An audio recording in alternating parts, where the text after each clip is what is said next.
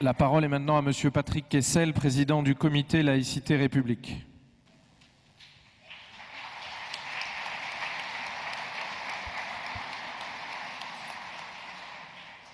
Monsieur le Premier adjoint, cher Bruno Julliard, Mesdames, Messieurs les anciens ministres, parlementaires, élus, préfets, recteurs, ambassadeurs, présidents et représentants d'associations amis, militants, citoyennes et citoyens, chers amis, vous êtes 845 à vous être inscrits à cette cérémonie, originaires de toutes les régions de France, mais aussi de Belgique, du Royaume-Uni, de Suisse, du Maroc, d'Uruguay, d'Algérie et même d'Iran.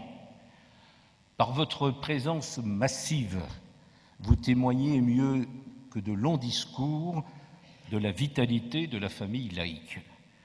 Vous êtes si nombreux qu'il n'est pas possible de citer toutes les personnalités et associations ici représentées. Comme l'an dernier, leurs noms défileront sur l'écran. Le risque est grand que nous pardonnent par avance ceux qui auront échappé à notre sagacité. Certaines excuses viennent d'arriver, M. Jean-Pierre Chevènement, ancien ministre, ou Michel Charasse, qui nous rejoindra peut-être en fin de réunion. À vous tous, je souhaite la bienvenue, comme j'aurai l'honneur de le faire dans quelques instants pour accueillir M. le Premier ministre. Mes premiers mots s'adressent à vous, cher Bruno Julliard, pour vous remercier d'accueillir la 11e cérémonie de remise des prix de la laïcité organisée par le comité Laïcité République. Nous connaissons votre engagement personnel en faveur de la laïcité et à travers vous, nous souhaitons également remercier Madame Anne Hidalgo qui, en nous recevant une nouvelle fois dans ce haut lieu chargé d'histoire, confère à cette manifestation une dimension toute particulière. Nous y sommes très sensibles. En votre nom à tous, je souhaite saluer particulièrement le papa de Charb, ici présent, Charb, le directeur de Charlie Hebdo, notre ami, qui présida le jury du prix de la laïcité en 2012. Vous pouvez l'applaudir.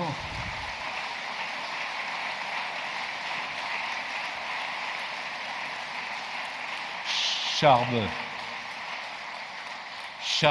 notre ami, qui, à cette tribune, avait prononcé ces mots d'une étonnante actualité: « J'ai moins peur des extrémistes religieux que des laïcs qui se taisent ». L'an dernier, avec audace, le jury avait distingué le grand pianiste turc Fazil Say, condamné à la prison pour son engagement en faveur de la liberté de conscience. Et le jury avait également honoré Samuel Mayol, le directeur de l'IUT de Saint-Denis. Depuis, tous deux ont été blanchis et aujourd'hui même, Samuel Mayol, qui a mené un combat courageux, est aujourd'hui totalement blanchi et je crois que nous pouvons lui rendre hommage.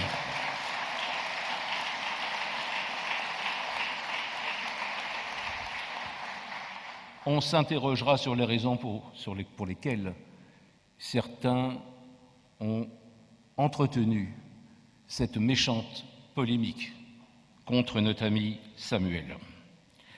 Cette année, sur proposition de Jean-Pierre Changeux, il a été décidé, à côté du Grand Prix international et du Grand Prix national, de créer un troisième prix intitulé « Science et laïcité », rappelant que, dans la lignée des Galilée, Copernic, Giordano Bruno, la laïcité fut et demeure aussi, et peut-être d'abord, le combat pour l'émancipation des savoirs. Rien n'est acquis. Le jury a travaillé avec rigueur. Je souhaite remercier tous ses membres et les féliciter pour la qualité de leurs travaux. Cette année, le jury est présidé par Joseph Massescaron, directeur du journal Marianne.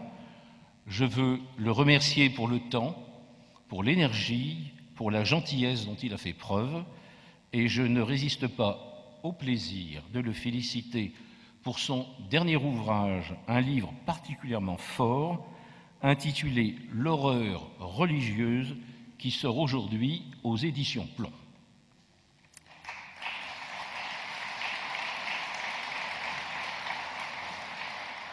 La laïcité est de retour, mais elle a retrouvé sa place dans le débat politique au prix d'une telle confusion qu'on peut craindre pour la paix sociale comme pour les principes qui fondent la République. Sous l'influence d'une certaine ultra-gauche, la laïcité est accusée d'être colonialiste, raciste, islamophobe, dès lors qu'elle postule que la République garantit les mêmes droits et exige les mêmes devoirs pour tous les citoyens, quelles que soient leurs appartenances religieuses ou philosophiques. La confusion est si intense qu'un grand quotidien national, du Soir pour ne pas le citer, a publié récemment une tribune intitulée « Le fondamentalisme laïque menace la France ».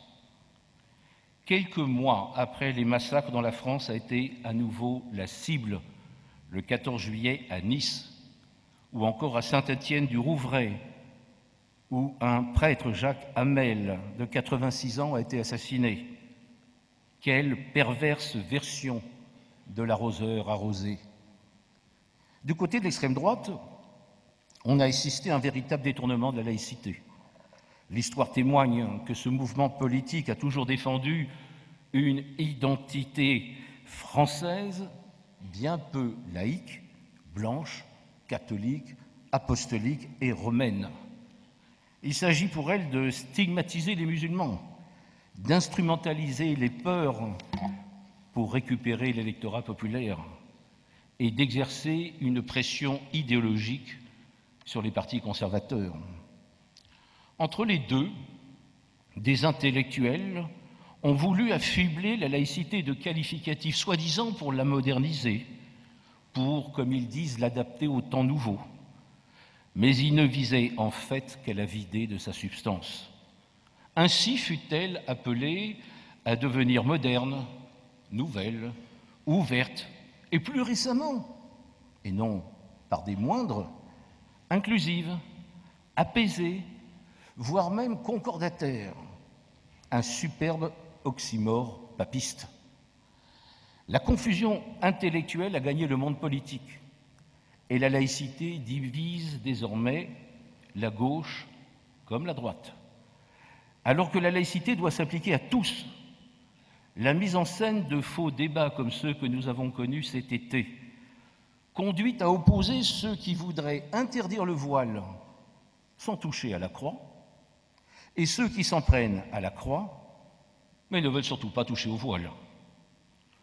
Une partie de la droite file le train de l'extrême droite dans la stigmatisation des musulmans. Une partie de la gauche dérive d'accommodements dits raisonnables en renoncement coupable. On oublie que la laïcité ne se réduit pas à un débat juridique sur le domaine d'application de la loi de 1905. Elle est fille des Lumières et cristallise 4 grands principes, plus que jamais d'actualité. L'émancipation des êtres humains et des savoirs, la liberté absolue de conscience, l'égalité des droits et d'abord et en premier lieu entre hommes et femmes, l'universalisme. Ces principes ont pris corps avec la Révolution française. Ils ont pris forme juridique avec la loi de 1905. Ils sont inscrits dans le préambule de la Constitution qui stipule que la France, toute la France et pas seulement les services publics, est une république indivisible, laïque, démocratique et sociale. Ces principes ne sont pas négociables. La laïcité est le fruit d'une longue suite de combats qui ont nécessité courage et détermination de nos prédécesseurs. Elle ne fut pas l'aimable synthèse d'un dialogue courtois avec l'Église, mais le compromis d'un dialogue complexe entre républicains. Une telle audace serait-elle impossible aujourd'hui pour préserver la laïcité? L'école publique, l'école laïque est le lieu sacré de la République. Depuis Condorcet, c'est le creuset où l'on instruit les enfants, non pas à devenir des blancs, des noirs, des jaunes, des rouges ou des verts, mais des citoyens libres et responsables, capables de penser par eux-mêmes. le lieu où l'on apprend à penser, non le lieu où l'on apprend à croire. La laïcité à l'école a été conquise de haute lutte, mais de loi Debré en loi Carle, quel bond en arrière! Sa mission d'instruction est désormais soumise à la pression de plus en plus vive des communautarismes que relevait avec gravité le rapport Aubin dès 2004. Politiquement incorrect, on l'enterra. Et c'est bien pourquoi réinstituer l'école de la République, comme le dit notre ami Charles Coutel, constitue désormais la priorité des priorités. Depuis ce rapport de 2004, les revendications différentialistes ont franchi le seuil des écoles, des crèches, des universités, des hôpitaux, des entreprises, des prisons et ont gagné des quartiers entiers de nos cités. S'opposer au communautarisme, ce n'est pas contester la liberté d'individus à se retrouver par affinité élective de langue, de culture, de religion, de convictions philosophiques et à se rassembler en association. Mais c'est refuser que l'égalité en droit et la liberté de conscience, principe fondateur de la République, soient remis en cause par des revendications différentialistes qui exigent de plus en plus de dérogations à la loi commune, des accommodements, puis des droits différents. La prophétie de Régis Debray se réalise, le droit à la différence est en train d'enfanter du retour à la différence des droits. Les premières victimes en sont toujours les femmes. C'est pourquoi la situation des femmes constitue partout le baromètre le plus sûr de la démocratie. Et c'est pourquoi les femmes ont pris la succession des instituteurs dans le combat laïque. Elles sont les nouveaux hussards noirs de la laïcité. Mais la confusion est telle que, détournant le combat des féministes historiques, certaines militantes communautaristes revendiquent un droit à porter le voile partout, alors que des millions de femmes dans le monde risquent leur vie pour le droit à ne pas le porter.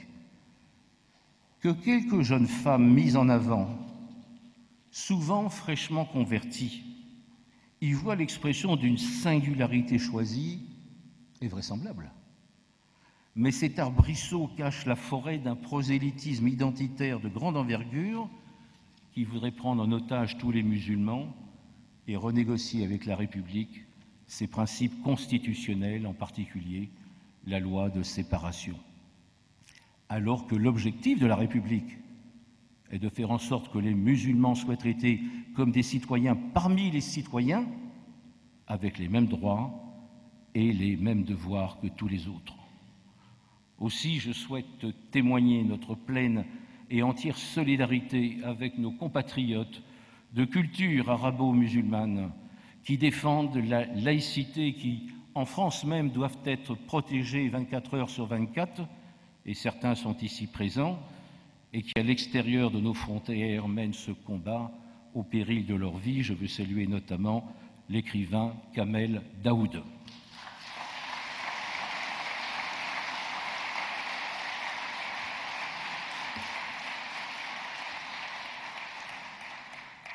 À ceux qui pratiquent le déni et affirment, il y en a, qu'il n'y a pas de problème de laïcité en France, à ceux qui réduisent mécaniquement la déchirure culturelle à sa seule dimension sociale, qui légitiment les revendications communautaristes les plus rétrogrades, à ces faux amis de la laïcité qui ont lancé ce concept sournois d'islamophobie afin d'interdire toute critique de l'islamisme radical, à ceux qui détournent l'antiracisme et confondent parfois bourreaux et victimes, qui sont frappés de cécité devant le risque d'affrontement entre communautés chauffées à blanc.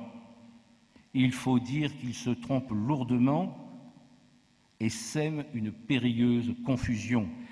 Ils prétendent lutter contre l'extrême droite, à leur corps défendant, ils en font le lit.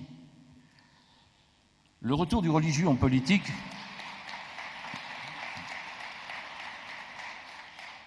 le retour du religieux en politique ne concerne pas que les liens entre islam et république.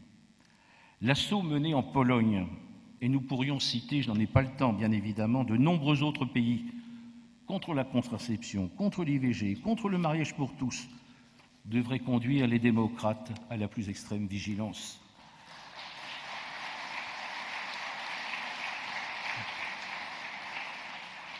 Les récents propos du pape François sur les manuels scolaires ne sont pas plus rassurants. Et l'affaire de l'installation des crèches dans les mairies nous inquiète. Le Conseil d'État, nous dit-on, pourrait prochainement donner le feu vert à cette installation, au prétexte qu'il s'agirait de culturel et non de cultuel. Culturel, la nativité, cœur du christianisme ? Culturel, le lieu, la crèche où l'Éternel est censé s'être fait homme ? Ce serait une inacceptable concession au lobby de la catho-laïcité et une lourde provocation.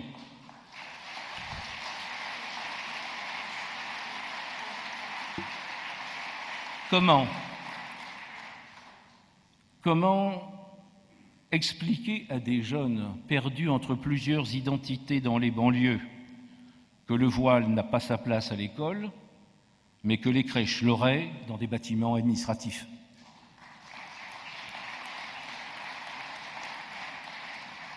La voix des associations laïques doit être mieux entendue. Un signe symbolique mais positif émane du Sénat, qui vient de voter l'abrogation du délit de blasphème, qui perdure en Alsace-Moselle. Espérons que les députés le confirmeront, mais au-delà, il y a tant à faire. À quelques coudées de l'élection présidentielle, la laïcité, on le sent bien, redevient un enjeu central, au-delà de la timidité et parfois des trahisons de certains politiques.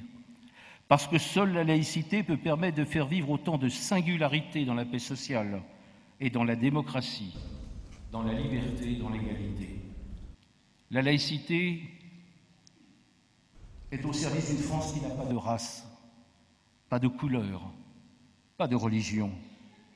Une république généreuse qui ouvre à toutes et à tous, quelles que soient leurs origines, la voie de l'émancipation, de la citoyenneté et de la fraternité, un vrai projet pour réenchanter la politique qui donne parfois le sentiment d'en manquer singulièrement.